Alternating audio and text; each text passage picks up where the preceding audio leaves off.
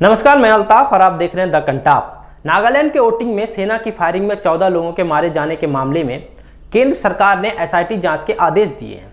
SIT को मामले की जांच करके 1 महीने के अंदर रिपोर्ट सरकार को सौंपनी होगी। साथ ही मामले में सेना ने भी कोर्ट ऑफ इंक्वायरी बैठा दी है। इसकी अगुवाई मेजर जनरल रैंक के एक अधिकारी को सौंपी गई है। वहीं नागालैंड के मुख्यमंत्री नेफ्यू रियो और मेघालय सीएम कोनराड सांगमा ने गृह मंत्री अमित शाह से राज्यों से अफसफा कानून हटाए जाने की मांग की है, जिसके बाद लोग जानना चाहते हैं कि आखिर अफसफा कानून क्या है और किसी भी राज्य या क्षेत्र में ये क्यों लगाया जाता है। आइए जानते हैं। तो सबसे पहले मैं आपको बताता हूं कि अफसफा कानून क्या है।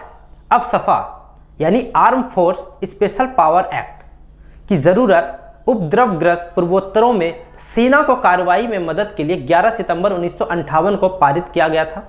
वहीं जब 1989 के आसपास जम्मू कश्मीर में आतंकवाद बढ़ने लगा तो 1990 में इस कानून को वहां भी लागू कर दिया गया था। किसी भी राज्य या किसी भी क्षेत्र में यह कानून तभी लागू किया जाता है जब राज्य या केंद्र सरकार उस क्षेत्र को अशांत क्षेत्र यानी डिस्टर्ब एरिया घोषित कर देती है। अफसफा केवल उन्हीं क्षेत्रों में लगाया जाता है जो कि अशांत क्षेत्र घोषित किए गए हों। इस कानून के लागू होने के बाद ही वहां सेना या सशस्त्र बल भेजे जाते हैं।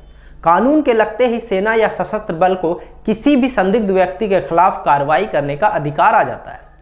केंद्र या राज्य सरकार द्वारा किसी भी क्षेत्र को तब डिस्टर्ब एरिया घोषित किया जाता है जब क्षेत्र में नस्लीय, भाषीय, धार्मिक, क्षेत्रीय समूहों, जातियों की विभिन्नताओं के आधार पर समुदायों के बीच मतभेद बढ़ जाता है। केंद्र या राज्य सरकार अधिनियम की धारा 3 के तहत किसी भी क्षेत्र को डिस्टर्ब एरिया में घोषित करती है। एक बार डिस्टर्ब एरिया घोषित होने पर वहां पर महीनों तक सेना या सशस्त्र बल की तैनाती रहती है। अब आपको बताते हैं कि अफसफा कानून लगते ही सेना के पास कौन कौन से अधिकार आ जाते हैं।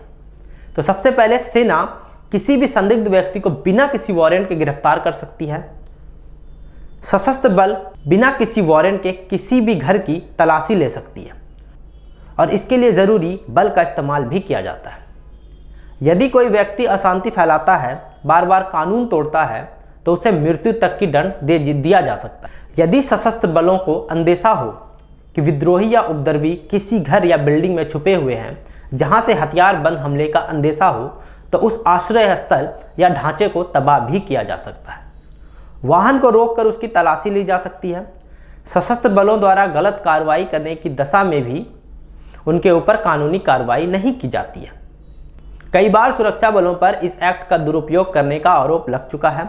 ये आरोप फर्जी इनकाउंटर, यौन उत्पीड़न आदि के मामले को लेकर लगे हैं। ये कानून मानव अधिकारों का उल्लंघन करता है। इस कानून की तुलना अंग्रेजों के समय के रॉलेट एक्ट से की जाती है, क्योंकि इसमें भी किसी को केवल शक के आधार पर गिरफ्तार किया जा सकता है।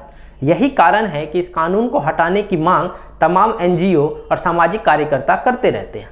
अफसफा कानून असम, जम्मू कश्मीर, नागालैंड और इम्फाल म्युनिसिपल इलाके को छोड़कर पूरे मणिपुर में लागू है। वहीं अरुणाचल प्रदेश के तिराप, छांगलांग और लॉन्डिंग जिले और असम से लगी सीमा पर यह कानून लागू है।